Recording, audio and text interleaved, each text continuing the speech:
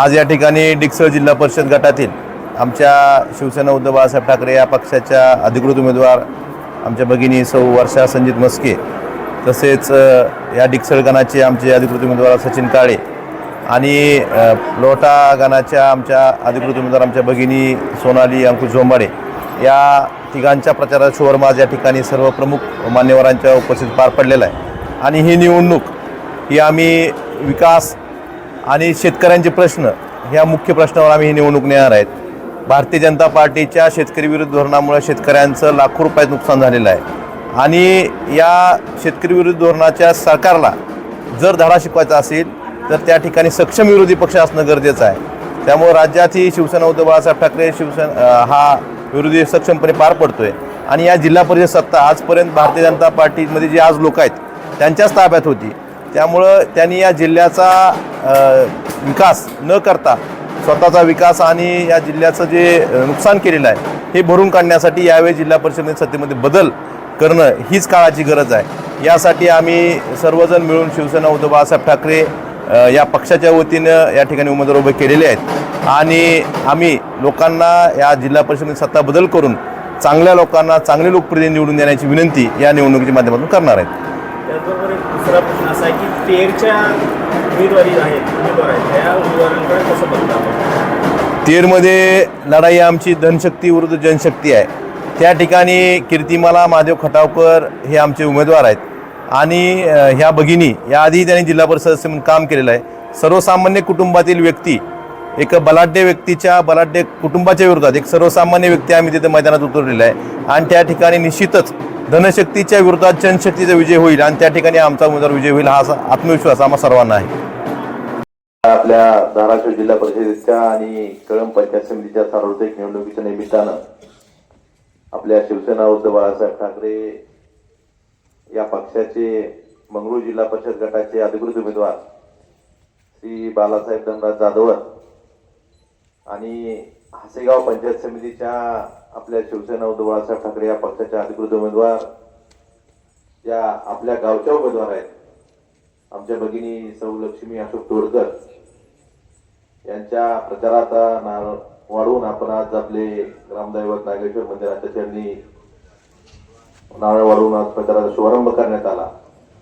या प्रसंगी उपस्थित असलेले आताच ज्यांनी मार्गदर्शन केलं असे शिवसेनेचे माजी तालुका प्रमुख आणि या कळंब पंचायत समिती शिवसेनेचे पहिले सभापती म्हणून ज्यांनी काम केलं असे आपले सर्वांचे मार्गदर्शक आदरणीय रामलिंग आव्हाड, आदरणीय दगडूमामा कोरे, या ठिकाणी उपस्थित असलेले सर्व या पंचायत समिती गणातील आपल्या शिवसेनेचे सर्व प्रमुख पदाधिकारी।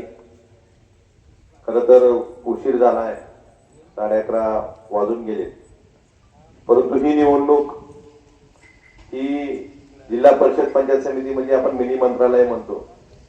रोजची सर्वसामान्यांची कामं या ठिकाणी पडत असतात आणि या ठिकाणी योग्य लोकप्रतिनिधी असणं गरजेचं आहे, योग्य पक्षाची सत्ता असणं गरजेचं आहे। यासाठी ही निवडणूक महत्वाची आहे।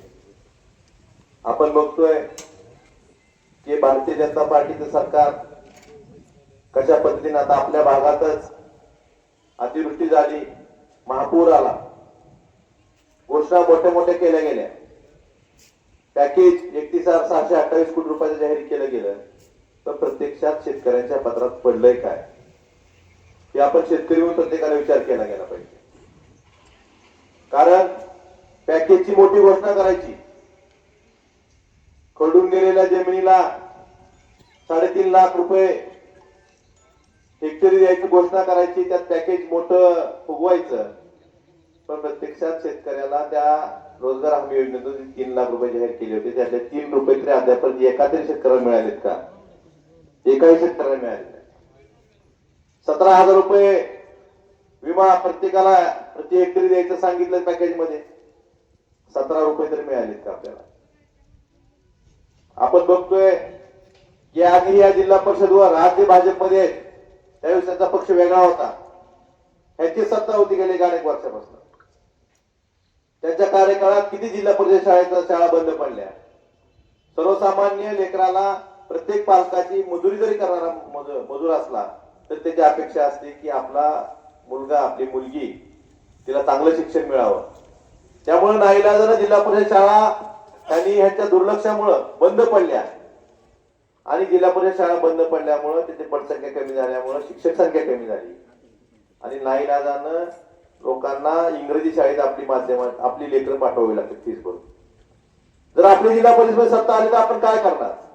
आपण माहित आहे की अरविंद केजरीवाल ज्यावेळी दिल्लीचे मुख्यमंत्री होते त्यावेळी दिल्लीमध्ये ज्या पद्धतीने त्यांनी शाळा दिल्ली सरकारच्या शाळा विकसित केल्या होत्या आणि त्या शाळा विकसित केल्यामुळे इंग्रजी शाळांमध्ये सुद्धा पट कमी झाला होता. आपण जर आपली पुढच्या पिढीचं भवितव्य घडवायचं असेल तर आपल्या सगळ्यात महत्वाचं असं शिक्षण आणि ही मूलभूत शिक्षण द्यायचं काम आपण सुरुवातीला आपली प्राथमिकता ही राहील.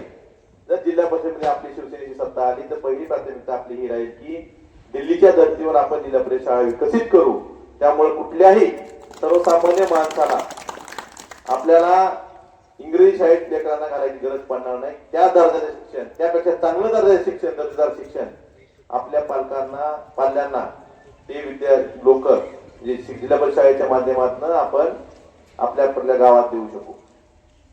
आपण आरोग्य सुविधेच्या बाबतीत बघतो, जिल्हा परिषद अख्तर येथे आरोग्य सेवा केंद्र, प्राथमिक आरोग्य केंद्र येतात.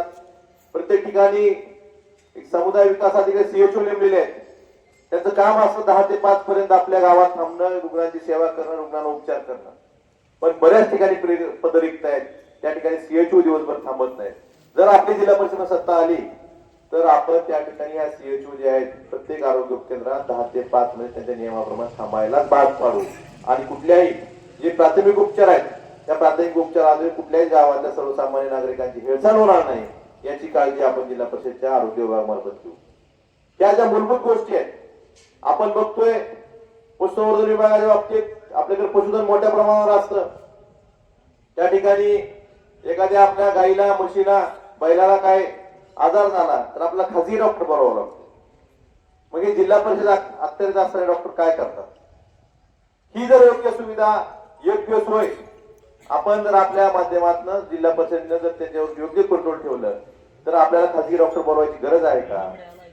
त्यामुळं आपण आपली जिल्हा परिषद सत्ता आल्यानंतर आपण जे आरोग्य सेवा आहेत, जे जनावरांच्या ज्या आरोग्य सेवा आहेत ते त्यांना प्रॉपर म्हणजे कुठेही त्यांना अडचण येणार नाही. त्यांच्या बांधावर जाऊन त्यांना मोफत औषध उपचार आणि त्या ठिकाणी आरोग्य सेवा देण्याचं काम जे करणं अपेक्षित असतं पण आजपर्यंत होत नाही, ते काम आम्ही पशुसंवर्धन विभागामार्फत करून घेऊ. हेही आपल्याला या प्रसंगी सांगायचं. सांगण्यासारख्या बऱ्याच गोष्टी आहेत. आपण सगळेजण शेतकरी आहेत, कुठल्याही जातीचा, कुठल्याही धर्माचा असं तर सगळेजण शेतकरी आहेत. मला सांगा, आज सोयाबीनचा भाव 5800 रुपये. किती लोकांकडे सोयाबीन शिल्लक आहे? सगळं संपलं. ज्यावेळेस आपल्यापाशी सोयाबीन होतं त्यावेळेस काय भाव होता? शेतकऱ्यापाशी ज्यावेळेस सोयाबीन शेतकऱ्यांनी काढलं त्यावेळेस सोयाबीनचा भाव 3,500-4,000 रुपये होता. आणि शेतकऱ्यापासून व्यापाऱ्यापर्यंत गेलं की मग भाव वाढते. ते कशामुळं? त्या भारतीय जनता पार्टी सरकारच्या चुकीच्या शेतकरी विरुद्ध धोरणामुळे, व्यापारी धार्जिन धोरणामुळे व्यापारी लोक आहेत, त्यांना फक्त व्यापाऱ्याचं हित कळतं, शेतकऱ्यांचं हित कळत नाही. शेतकऱ्यांना त्यांनी कसं मारायचं एवढंच त्यांना कळतं.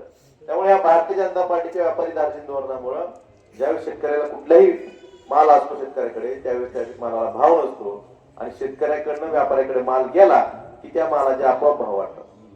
हे कशामुळे होतं? काय होतं? उद्धवजी ठाकरे साहेब मुख्यमंत्री असताना सोयाबीनचा भाव 10,500-11,000 वर गेला होता आणि हा भाव कमी का आला? त्यांनी सोयाबीन आयात केली, सोयाबीनचं तेल आयात केलं, त्यामुळे या सोयाबीनचे भाव कमी झाले. मग अशा शेतकरी विरोधी धोरण राबवणाऱ्या भाजप सरकारच्या पाठीशी आपण राहायचंय का याचा विचार केला पाहिजे. आपल्याला 2,000 रुपये देतात पण आपल्याकडे काढून किती घेतात याचा आपण हिशोब केला पाहिजे. माझी सर्व शेतकरी बांधवांना विनंती आहे, तुम्ही कुठल्याही पक्षाचे समर्थक असलात, भले आमच्या पक्षाचे नसल्या, शेतकरी म्हणून आपण विचार केला पाहिजे की आपला हिशोब घेतला आपण मांडला पाहिजे की आपल्याला यांच्या धोरणामुळे आपण जे दिवस रात्र कष्ट करून जे पीक पिकवतो त्या पिकाला योग्य भाव मिळत नाही आणि योग्य भाव न मिळाल्यामुळे आपलं किती नुकसान होतंय ह्याचा आपण विचार केला पाहिजे. 10 वर्षापूर्वी मोदी सरकार यायच्या आधी 10-26 पोतं 450 रुपयाला होतं. आज ते खताचं पोतं 21 रुपयापर्यंत गेलंय. 450 रुपयाचं पोतं 21 रुपयापर्यंत गेलं.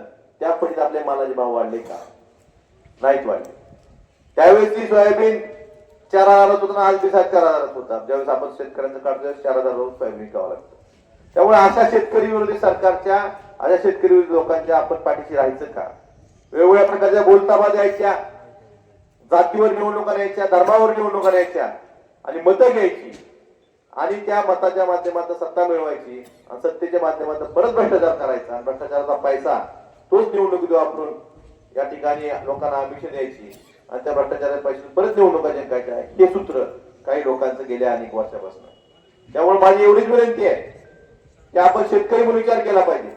आता तुम्हाला सांगायचं तर शेतमजुरांसाठी सुद्धा आपण बघतोय, शेतकऱ्यांचा जर अपघाती मृत्यू झाला तर त्या ठिकाणी त्याला गोपीनाथ मुंडे साहेबांच्या नावाने एक योजना आहे, पण शेतमजुरांसाठी कुठली योजना नाही.